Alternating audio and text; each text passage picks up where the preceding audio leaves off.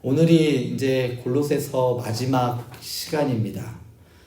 마지막을 준비하면서 어떤 말씀으로 오늘 우리에게 은혜를 주실까라는 고민과 그리고 말씀을 붙잡고 참 오랜 시간을 보냈던 것 같아요.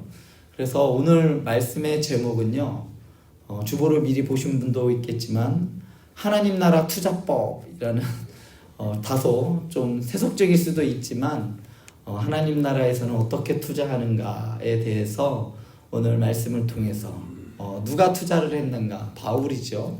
어떻게 투자를 하는가에 대해서 오늘 한번 골로새서를 마무리 지으려고 합니다. 우리 사랑하는 성도님들, 지금 무엇에 투자하고 살아가고 계십니까? 어떤 분은 부동산에 투자하는 분들도 있겠고, 어떤 분들은 주식, 또 어떤 분들은 요새 코인에도 투자하는 분들이 청년들 중에는 있더라고요. 이렇게 물질에 대하여 투자하는 분도 있는 반면에 또 어떤 분들은 자녀에게 투자하는 분들도 계실 줄 믿습니다. 누구나 인생에서 가장 가치 있는 투자가 무엇인지 고민하면서 살아가고 있는 것 같아요. 나의 이 한 번뿐이 없는 인생을, 이 시간을 어디에 투자하는 게 가장 유익할까? 가장 좋은 투자는 과연 무엇일까? 그런데 우리 신앙인들에게 진정한 투자란 그럼 또 무엇일까? 세상적인 사람들은 재산을 늘리는 것을 좋은 투자라고 이야기하는데, 그렇다면 우리 그리스도인들에게 가장 좋은 투자란 과연 무엇일까? 오늘 저는 여러분들에게 말씀 본문 제목과 같이 하나님 나라의 투자법에 대해서 말씀드리고자 합니다. 이 투자는 내 눈에 보이는 주식이나 부동산이 아니라 하나님 나라와 그분의 공동체에 대한 투자입니다. 그리고 그 투자 방식은 사람에 대한 투자, 곧 다른 이들을 그리스도 사역에 초대하고 함께 세워가는 이 일에 대한 투자를 말합니다.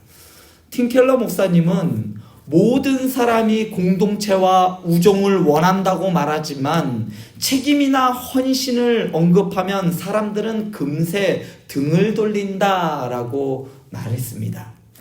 우리 모두 공동체의 유익을 원하지만 정작 그 공동체를 세우기 위해 함께 섬깁시다, 함께 헌신합시다 라고 말할 때에는 부담을 느낄 때가 많다는 이야기죠. 그러나 성경이 말하는 교회는 그런 피상적인 모임이 아닙니다. C.S. 루이스는 교회는 자연적인 친분으로 맺어진 인간 사회가 아니라 그리스도의 몸이다. 이 안에서는 서로 다른 모든 지체들이 각자의 다름을 통해 서로를 돕고 보완하며 공동체의 생명에 참여한다라고 교회에 대하여 정의를 하였습니다. 다시 말씀드려서 교회는 그리스도의 몸이기 때문에 우리 각자는 서로에게 꼭 필요한 존재라는 겁니다. 실제로 초대교회 사도였던 바울은 혼자서 모든 것을 다 담당했느냐? 그렇지 않습니다. 오늘 본문 말씀을 보면 바울이 편지의 끝에서 여러 동역자의 이름들을 일일이 언급하면서 인사를 전하는 것을 볼 수가 있습니다. 언뜻 보면 단순한 인사인 것처럼 보이지만 여기에는 하나님 나라를 위한 바울의 투자 목록이 담겨져 있습니다. 바울이 남긴 최고의 투자는 건물이나 금전적인 것이 아니라 가장 최고의 투자는 바로 사람이었습니다. 바울은 하나님 나라를 위해 동역자들을 모집하였고 격려하였고 그들에게 권한을 부여해 주었습니다.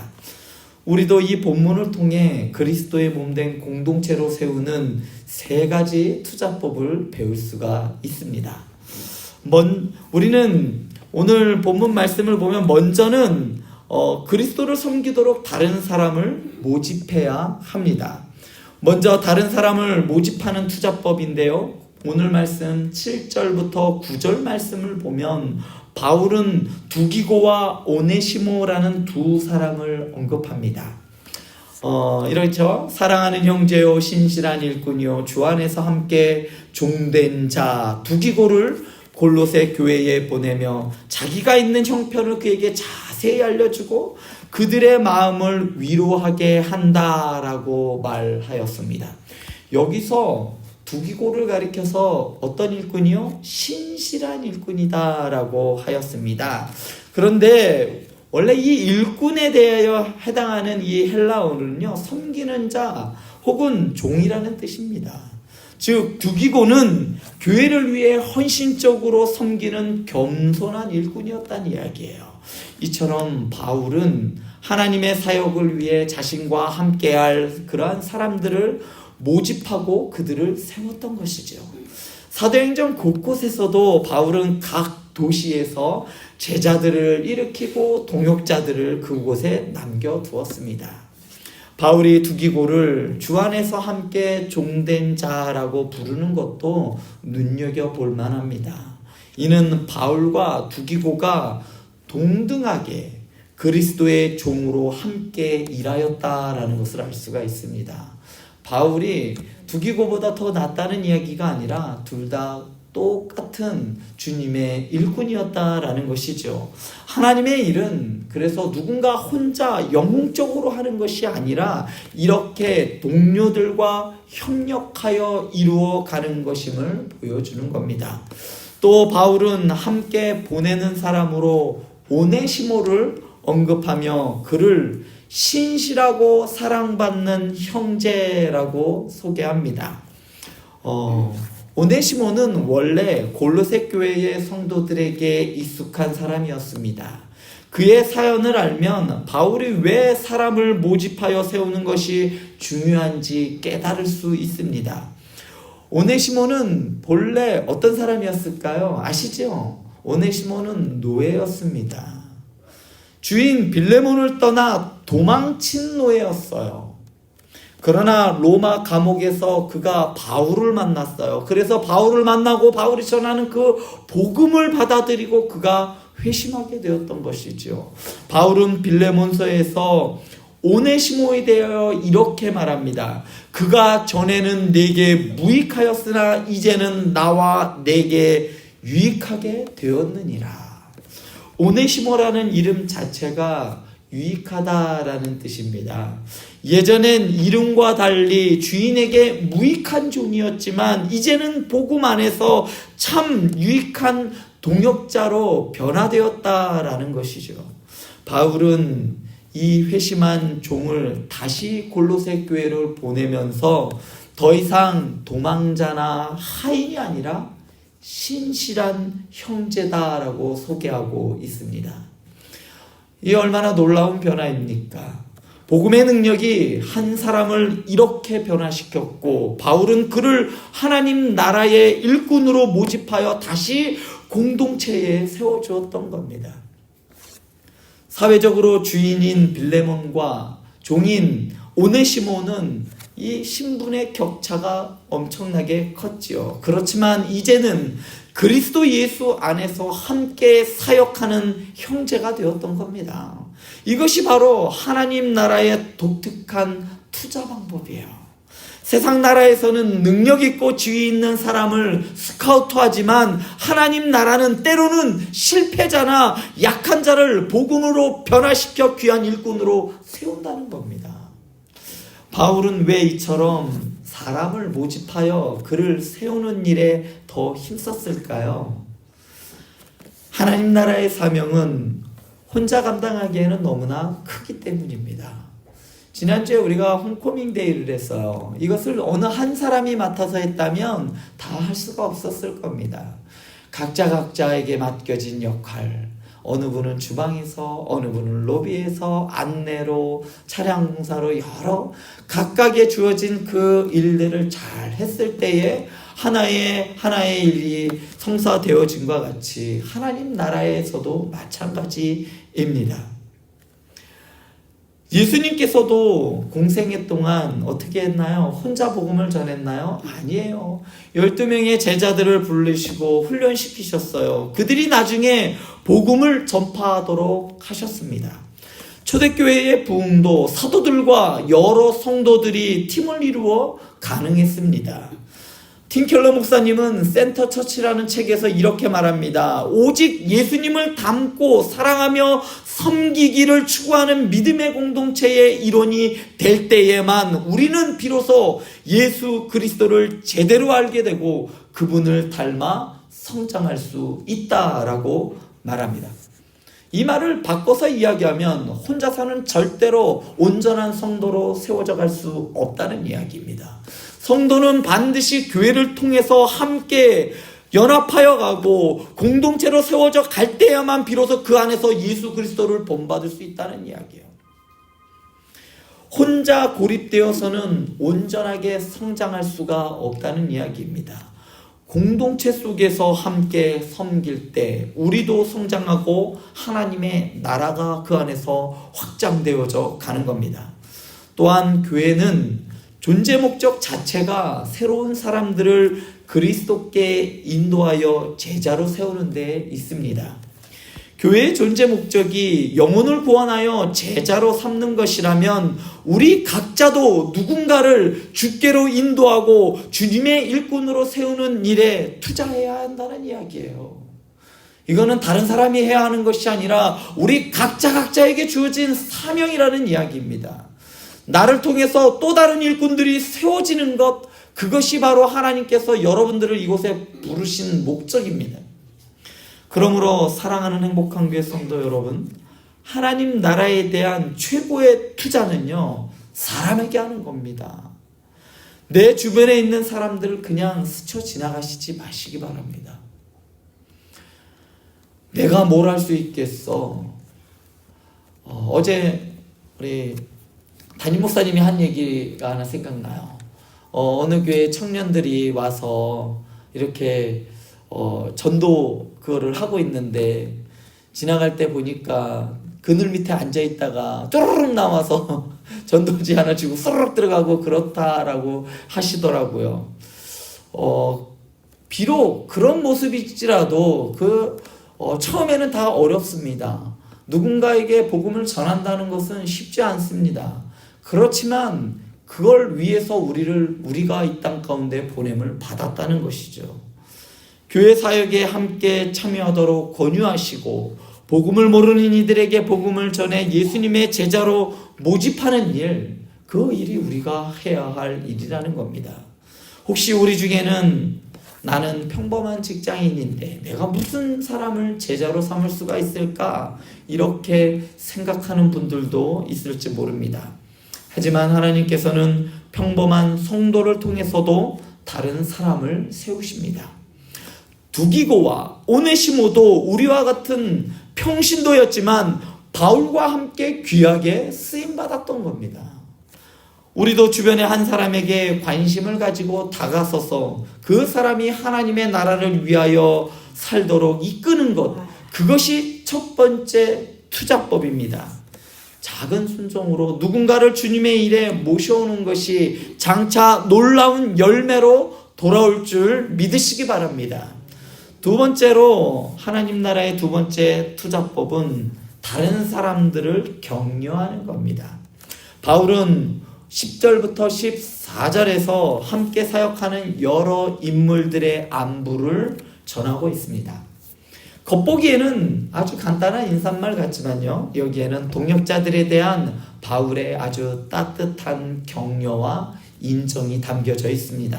바울이 함께한 이 사람들도 어떻게 보면요, 바울이 하나님 나라에 심은 사람 열매들이라 할 수 있는 겁니다. 바울은 그들의 이름을 교회 앞에 일일이 언급하면서 칭찬과 소식을 함께 전함으로써 그들이 계속 그리스도를 섬기는 일에 헌신할 수 있도록 힘을 북돋아 주고 있는 겁니다. 예를 들어 바울은 나와 함께 갇힌 인 아리스다고를 언급합니다. 아리스다고는 바울과 함께 복음을 전하다가 폭풍에 휘말려 붙잡히고 말았어요. 바울이 로마로 갈 때에도 동행했던 충성스러운 동역자였습니다. 지금도 바울과 함께 감옥에 갇혀 있을 가능성이 상당히 큽니다. 그런 아리스다고의 인사를 전하면서 바울은 사실 자신이 아리스다고에게 큰 격려를 받고 있다라는 것을 암시하고 있습니다. 믿음의 친구가 옆에 함께 있어준다는 것 자체가 얼마나 큰 위로 아닙니까? 또 바울은 바나바의 생질 마가의 안부도 10절에서 전하고 있습니다.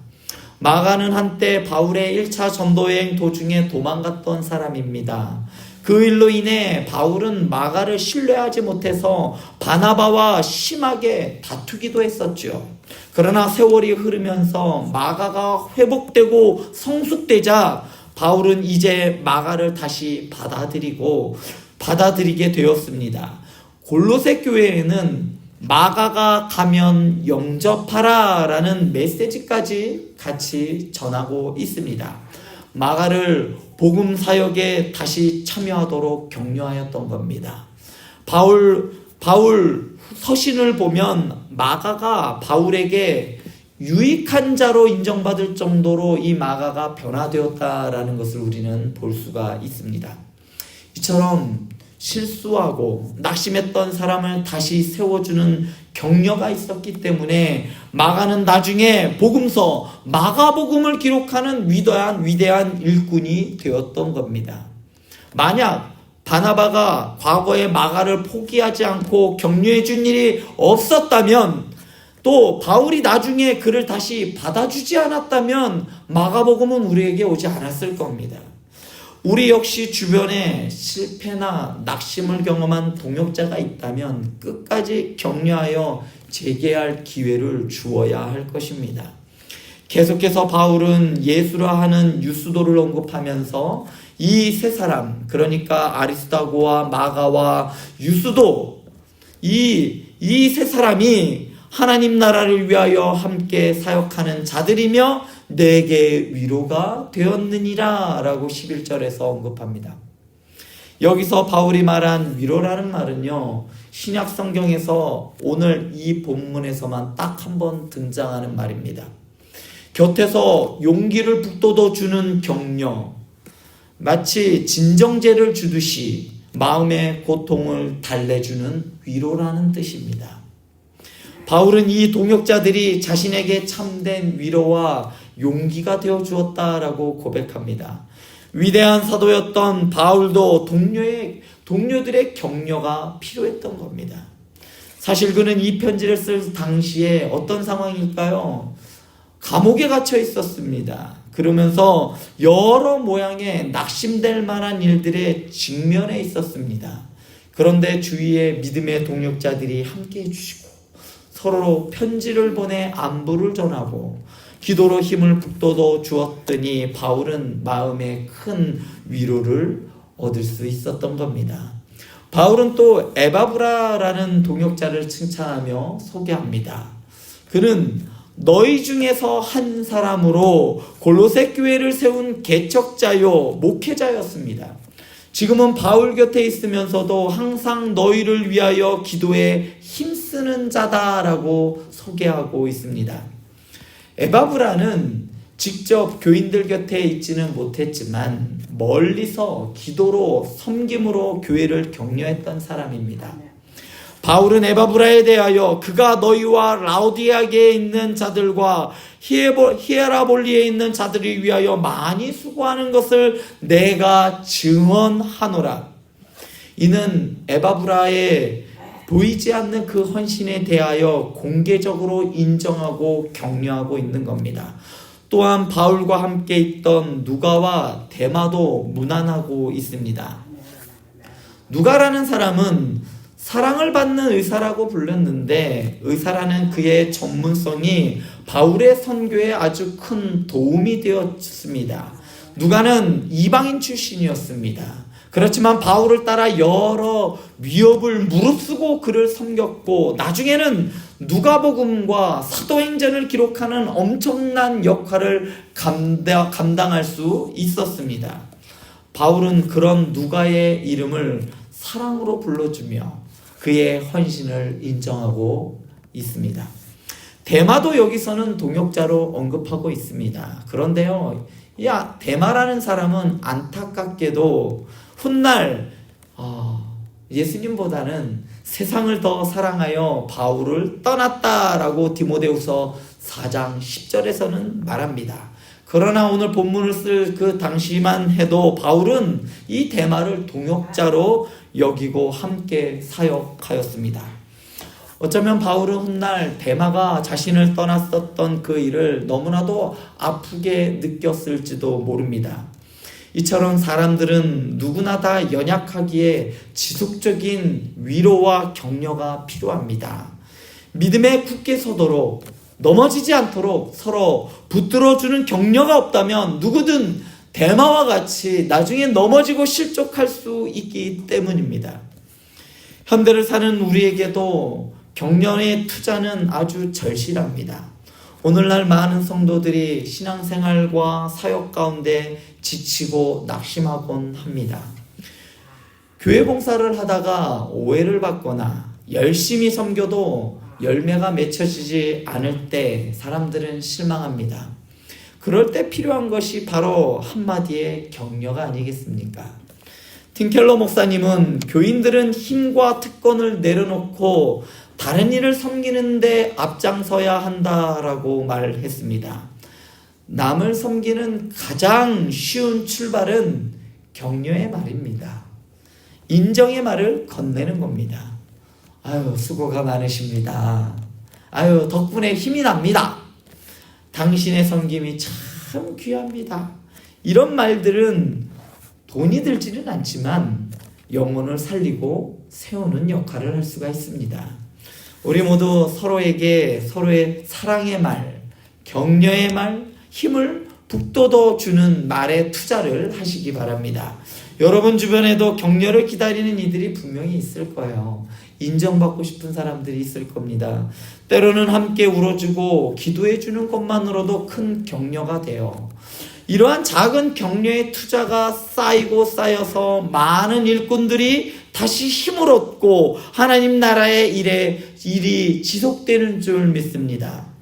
바울의 팀이 그러했듯이 우리 행복한 교회에도 격려의 문화가 넘쳐날 때 더욱더 우리 행복한 교회가 건강하게 세워져 갈 줄 믿습니다. 또한 마지막으로 바울은 다른 사람에게 권한을 부여해 줌으로 하나님 나라에 투자를 했습니다. 오늘 15절부터 18절에서 바울은 마지막 당부의 말을 남깁니다. 그는 골로새 교회 성도들에게 옆 동네 라오디게아 교회 성도들에게도 안부를 전해달라고 부탁을 합니다. 그리고 특별히 눈바와 그의 집에 있는 교회에 문안하라라고 말합니다. 눈바는 자기 집을 개방하여 교회 모임을 주최한 성도입니다. 우리 행복한 교회가 그러했듯이 교회의 시작이 한 가정에서부터 시작되었다라는 것을 알 수가 있습니다. 당시의 교회는 거의 다 가정교회 형태였습니다. 자신의 집을 지역 교회의 예배 장소로 내어준 눈바는 사실상 교회의 지도자의 역할을 감당한 셈입니다. 바울은 사도로서 직접 라오디게아에 가서 모든 일을 지시할 수도 있었지만 대신 그 지역의 성도들에게 눈바와 같은 성도들에게 교회의 책임을 맡겼던 것이죠. 이것이 권한 부여의 예입니다. 바울은 현지 성도들에게 사역의 권한과 역할을 위임하면서 하나님 나라를 확장해 갔던 것입니다. 또한 16절을 보면 이 편지가 너희에게서 읽힌 후에 라오디게아인의 교회에서도 읽히게 하고 또 라오디게아로부터 오는 편지를 너희도 읽으라라고 16절에서 명합니다. 즉 서신을 서로 교환하여 읽으라는 겁니다. 바울은 자신의 편지가 한 교회에만 머무르지 않고 여러 교회에 함께 하나님의 말씀을 나누도록 위임했습니다. 이를 통해 교회들이 스스로 말씀을 낭독하고 가르치는 사역을 감당하게 했던 것이죠.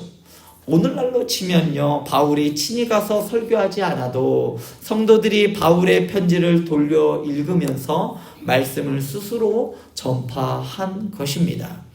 바울은 모든 것을 자신의 통제 아래 두지 않았습니다. 오직 그 사역을 서로 분산시켰지요. 교회들이 협력해서 말씀을 나누도록 권면한 것입니다. 이것이 장차 신약의 여러 서신들이 돌고 돌아 보편 교회의 자산이 되는 아주 중요한 기반이 되었던 사건이 바로 이 서신서를 돌려보는 사건이 되었습니다. 무엇보다도 17절에서 바울은 골로새 교회의 한 사람인 아키뽀라는 사람을 지목하여 말합니다. 아키뽀에게 이르기를 주 안에서 받은 직분을 삼가 이루라. 아키뽀는 아마도 골로새나 라오디게아 교회에 있는 젊은 지도자였을 것으로 추정됩니다. 바울은 공개적으로 그 이름을 언급하면서 사명에 완수하라라고 명령합니다. 그리하여 사실상 그의 사역에 힘을 실어주는 역할을 하였던 겁니다. 골로새 교인들이 이 편지를 읽을 때 어떤 느낌이었을까요? 아키뽀, 하나님이 주신 그 직분을 끝까지 잘 감당하세요. 바울이 이렇게 말하지 않습니까? 라고 하면서 모두가 듣는 앞에서 아키뽀를 격려했을 겁니다. 이는 아키뽀에게 공적인 책임의식을 주고 교회로 하여금 그를 지원하도록 하는 효과가 있었습니다. 바울은 이 한 구절을 아키뽀에게 권위와 신뢰를 위임하고 있습니다. 바울이 떠나 있어도 현지 지도자였던 아키뽀가 주의 일을 이어서 감당하여 그 사역이 지속되도록 바랬던 것입니다. 이런 모습들을 통해 우리는 바울의 아주 탁월한 리더십을 배우게 되는 것이죠. 그는 리더자로서 자신이 모든 것을 통제하지 않고 동력자들에게 권한을 위임하면서 함께 일을 했습니다. 바울은 그런 지도자였습니다. 그는 사랑으로 같은 동역자들을 믿고 일을 맡겼습니다. 그래서 두기고에게 편지를 맡겨보내고 에바브라에게 골로새 교회를 개척하게 하고 눈바에게 교회를 집에서 열게 하고 아키뽀에게 목회의 소명을 다하라고 부탁하였던 것입니다. 오늘 말씀에서 없는 것이 있습니다. 그것은 바로 자신의 이름입니다. 바울은 자신에 대하여는 그렇게 기록하지 않습니다. 그는 오직 사람을 세워서 교회가 자립하고 성장하는 일에만 그는 관심이 있었습니다. 바울은 고린도전서 3장 5절에서 자신을 심고 아볼로는 물을 주었으되 자라나게 하는 이는 하나님이라고 고백을 했고 실제로 자신은 심는 역할에 충실하였습니다. 사람을 심고 세우고 권한을 주어 사역하게 하는 것이 바울이 하나님 나라에 남긴 가장 큰 투자였습니다. 우리 행복한 교회도 건강하게 성장하려면 권한 부여의 이러한 문화가 필요합니다. 목회자로부터 이러한 권한을 이어받으면 그것을 어떻게 사용할지 몰라서 그냥 썩히는 것이 아니라 그 권한된 그 권한을 가지고 또 다른 리더들을 세우고 또 다른 동역자들을 세우는 일. 그래서 성도들이 구경꾼이 아니라 하나님 나라의 일꾼으로 함께 세워져 가는 일에 동참하게 만드는 일을 감당해야 하는 것이죠. 자녀를 키울 때에도 처음에는 부모가 어떻게 하죠? 다 해줍니다. 그렇지만 점점 아이가 커가면서 어떨까요? 이제 아이에게 맡겨야 할 부분이 있습니다. 어렸을 때 저희 아이의 옷을 입혀주고 먹을 것도 해주고 먹여주고 그랬지만 지금은 그렇게 하지 않아요. 스스로 할 수 있는 것은 하게 합니다. 마찬가지로 교회에 새로운 세대를 세우려면 우리의 권한을 새로운 세대에 나눠 주어야 하는 것입니다. 사랑하는 행복한 교회 성도 여러분, 이제는 우리가 다음 세대를 일으키는 투자를 할 때입니다. 여러분들이 있는 그 자리에서 새로운 일꾼들을 발굴하시기 바랍니다. 아니, 아직 믿지 않는 자들이 있다면 그들을 또 다시 한번 일꾼으로 세우는 역할 또한도 여러분들이 해야 할 일입니다. 교회 안에서 누군가 새로운 시도를 할 때 실수가 있더라도 기다려 주시기 바랍니다. 그걸 꼭 그렇게 해야 돼. 우리 교회는 이렇게 했는데 그걸 꼭 그런 식으로 해야 돼. 그렇게 하지 마시고 응원해 주시고 너그러움을 가지시고 기다려 주시기 바랍니다. 그러한 투자와 섬김을 통해 하나님 나라의 지경이 넓혀져 갈 겁니다. 바울은 마지막으로 18절에서 나 바울은 친필로 문안하노니 내가 메인 것을 생각하라. 은혜가 너희에게 있을지어다 라고 마무리를 짓습니다. 내가 메인 것을 생각하라.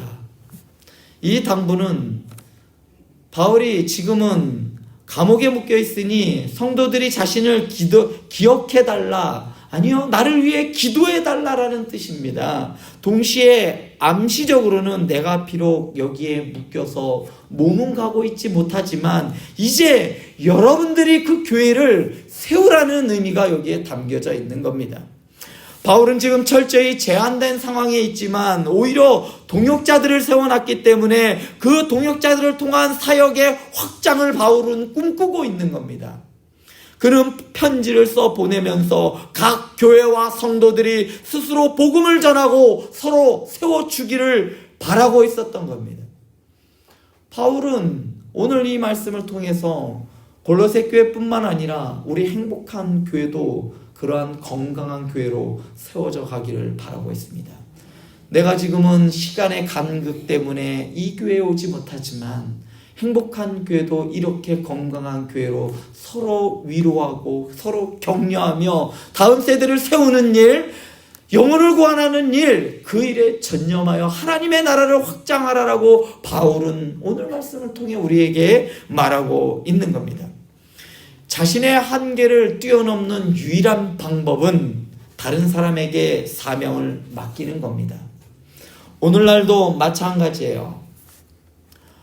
목회자나 몇몇 일꾼만으로는 주님의 교회를 제대로 세울 수가 없습니다. 어느 분들은 교회는 원래 그런 거예요. 교회는 일하는 사람만 일하는 곳이요 라고 말하지만 아니에요. 그건 잘못된 교회입니다. 하나님의 교회는 모든 백성들이 다 제자 삼는 교회이고 제자를 삼기로 주님께로부터 사명을 받아 나아가 세상 사람들을 제자로 삼고 일꾼 삼는 것이 바로 주님의 교회요 성도들입니다. 모든 성도들이 사명자로 일어설 때 비로소 교회는 세상을 변화시킬 수 있는 겁니다. 반면 나 자신도 누군가의 권유를 받을 때 기꺼이 순종해서 사명의 자리로 나아가야 하는 겁니다. 그렇게 모집에 응하고 교사로서 일꾼으로서 모집할 때 그거에 응답해서 나아갈 때 그리고 그 위임받은 일을 감당할 때 우리 각 사람의 이름도 하나님의 기록책에 그 생명책에 기록되어질 것입니다. 오늘 바울이 언급한 동역자들의 이름처럼 말이에요. 당시로서는 평범해 보였던 사람들입니다. 뭔가 특출난 재능이 있었던 사람들이 아니에요. 그 사람들의 이름이 성경에 기록되어 2000년 동안 수많은 성도들에게 귀감이 되었습니다. 마찬가지로 오늘 우리가 하는 이 작은 하나님 나라의 투자가 영원에 가서 큰 의미로 드러날 줄 믿으시기 바랍니다. 말씀을 맺겠습니다. 오늘 우리는 골로새서 마지막 부분에 등장하는 여러 인물들을 통해 하나님 나라의 투자법을 한번 배워봤습니다. 하나님 나라는 결국 사람을 통해 세워지는 것이기 때문에 사람에게 투자하는 것이 가장 가치 있는 투자입니다. 우리 각자가 바울처럼 사람을 세우고 협력한다면 하나님께서 우리 교회를 통해 이루실 일들은 상상 그 이상으로 이루어질 겁니다. 이제 여러분들이 각자가 이 말씀 앞에 개인적인 결단을 하시기 바랍니다. 나는 누구를 제자 삼을 것인가? 혹시 그동안 신앙생활을 개인적으로 사적인 영역에서만 머물러 있게 하지는 않았습니까? 그냥 나 혼자서만 예배 드리고 나 혼자서만 기도하고 이게 신앙생활의 전부라고 하지는 않았습니까? 이제 그 틀을 깨시기 바랍니다. 다른 이들과 함께 신앙 여정을 걸어가기로 결정하시기 바랍니다. C.S. 루이스는 그리스도인은 개인주의가 아니라 몸의 한 지체됨으로 부름받았다라고 말하였습니다. 여러분들은 각자 부름받았지만 예수 그리스도의 몸된 지체로서 부름을 받았다는 이야기예요. 하나님은 오늘 우리를 그리스도의 몸을 세우는 일에 부르고 계십니다. 나이 먹어 늙은 내가 무슨 일을 할 수 있어? 이렇게 생각하면서 시작부터 포기하는 분들이 있을지 모릅니다. 하지만 하나님 나라에서는 지금부터가 중요해요. 왜냐하면 우리의 경륜과 경험이 절실히 필요하기 때문입니다. 이제는 우리의 삶의 최고의 지혜와 시간과 열정을 하나님 나라에 투자하시기 바랍니다. 함께 결단하여 주님, 제가 사람을 남기는 일에 제 생애를 투자하겠습니다 라고 고백하시지 않겠습니까? 하나님께서는 이러한 결단을 기쁘게 받으시고 여러분 한 사람 한 사람을 통하여 놀라운 열매를 맺게 하실 것입니다. 마지막으로 하나님 나라에 투자하는 삶은 결코 헛되지 않습니다. 우리가 이 땅에서 물질을 투자하면 언젠간 사라질 수도 있어요. 언젠간 그것을 다 가지고 가지 못해요. 주식에 투자하면 변동이 있을 수 있지만 하나님 나라에 투자하면 영원한 가치를 얻는 겁니다. 예수님께서 너희를 위하여 보물을 하늘에 쌓아두라. 거기는 도둑도 없고 좀도 먹지 못하느니라 라고 말씀하셨습니다. 하나님 나라에 대한 우리의 수고와 헌신은 결코 헛되지 않고 영원히 남을 것입니다. 훗날 주님 앞에 섰을 때 내가 투자했던 그 영혼들이 주님 앞에 나와 있는 모습을 본다면 그것만큼 더 큰 기쁨이 어디 있겠습니까? 너는 누구를 투자했느냐? 너는 너의 한평생을 투자하여 누구를 남겼느냐라고 했을 때 글쎄요, 저 하나 겨우 왔습니다. 이렇게 부끄럽지 않았으면 좋겠습니다. 이러한 투자를 통해 우리 행복한 교회 삼위일체 예배 공동체와 하나님의 나라가 더욱더 굳건히 세워질 줄 믿습니다. 오늘 주신 말씀을 응답하여 각자의 삶의 우선순위를 하나님 나라에 두는 결단을 하시기를 주님의 이름으로 축원드립니다.